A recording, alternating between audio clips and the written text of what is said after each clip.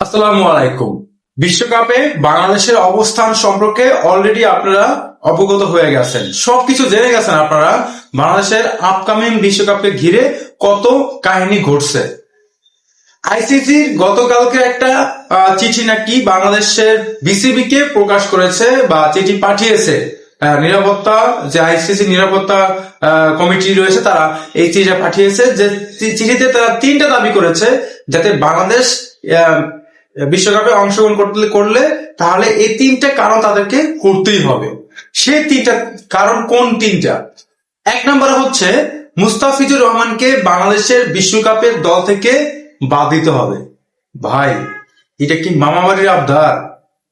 এরপরে দুই নম্বর অপশন হচ্ছে বাংলাদেশের ইন্ডিয়াতে যে ম্যাচগুলো খেলা হবে সেই ম্যাচগুলোতে বাংলাদেশের কোনো সমর্থকরা, বাংলাদেশের কোনো দর্শকরা যারা খেলা দেখতে যাবেন এত দূর থেকে, হয়তোবা বাংলাদেশ থেকে যাবেন, হয়তোবা কোনো বিভিন্ন দেশ থেকে বাংলাদেশের সমর্থকরা বাংলাদেশকে সমর্থন করার জন্য যাবেন, তারা কোনো জার্সি পরতে পারবে না, তারা কোনো বাংলাদেশের জার্সি গায়ে দিতে পারবে না। এটা কোনো কথা? বাংলাদেশের জার্সি যারা বাংলা সমর্থক তারা উল্লাস করতে পারবে না, বাংলাদেশের জার্সি পরে তারা আনন্দ করতে পারবে না, তাহলে বাংলাদেশ ওইখানে চোরের মতন যাবে, চুরি করতে যাবে। সেখানে কি বাংলাদেশ চুরি করতে গেছে নাকি? এইটা কি আইসিসির আবদার হতে পারে? এটা তিন নম্বর কারণটা শুনলে অবাক হবে, সেটা হচ্ছে বাংলাদেশের নির্বাচন, ইলেকশন, সেই নির্বাচনকে পিছিয়ে দিতে হবে। আমরা বিশ্বকাপের জন্য বাংলাদেশের নির্বাচন পিছিয়ে দেব, এটা কোনো কথা? বাংলাদেশের ইলেকশন ডিসাইড করছে, মানে এটা আইসিসি ডিসাইড করবে যে বাংলাদেশের নির্বাচনটা তোমরা পিছিয়ে দাও? এটা ডিসাইড করবে বাংলাদেশের নির্বাচন কমিশন। এটা তো আইসিসি নির্ধারণ করার কোনো কথা না। মানে তিনটা কারণ, মুস্তাফিজকে দলে রাখা যাবে না, বাংলাদেশে কোনো সমর্থক জার্সি পড়তে পারবে না, বাংলাদেশের নির্বাচন পিছিয়ে দিতে হবে।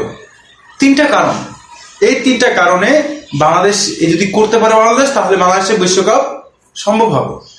ক্যান ইউ ইমাজিন ভাই? এটা কি মেনে দেওয়া যায়? বাংলাদেশের ক্রিকেট থেকে মুস্তাফিজকে বাদ করতে হবে, বাংলাদেশের সেরা খেলোয়াড়, সেরা বোলার একজন এখনকার, তাকে এই টুর্নামেন্ট থেকে বাদ দিতে হবে, এই নির্বাচন পিছিয়ে দিতে হবে, বাংলাদেশের জার্সি পরা যাবে না। এটা মগের মূল্য পেয়েছেন আপনারা। আইসিসি পৃথিবীর ক্রিকেট সংস্থা, আইসিসি সর্ববৃহৎ সংস্থা, এবং এই সংস্থায় যেই কথাগুলো বলা হয়েছে একবারে উদ্ভট, একেবারে অযৌক্তিক। এরকম অযৌক্তিক উদ্ভট প্রশ্ন বা আবদার তারা কিন্তু করতে পারে না। এটাও দাদাদের ওই ভারতের পা চাটে বলেই তারা এটা করছে। এই পা চাটার কারণেই কিন্তু তারা এটা করতে পেরেছে। মুস্তাফিজকে যখন আইপিএল থেকে বাদ দেয়, বাংলাদেশ সরকার কর্তৃক আইপিএল খেলা নিবন্ধিত করতে দেবে না, বাংলাদেশের বিশ্বকাপ খেলতে যাবে না, এই বিষয়টা নিয়ে আইসিসি কাছে চিঠি পাঠানো হলে সেই চিঠির উত্তরে এই তিনটা আবদার আইসিসি করে। আসলে এটা করে কিনা আমাদের ক্রীড়া উপদেষ্টা জনাব আসিফ নজরুল স্যার, তিনি কিন্তু এইটা গতকালকে গণমাধ্যমে প্রকাশ করেছেন।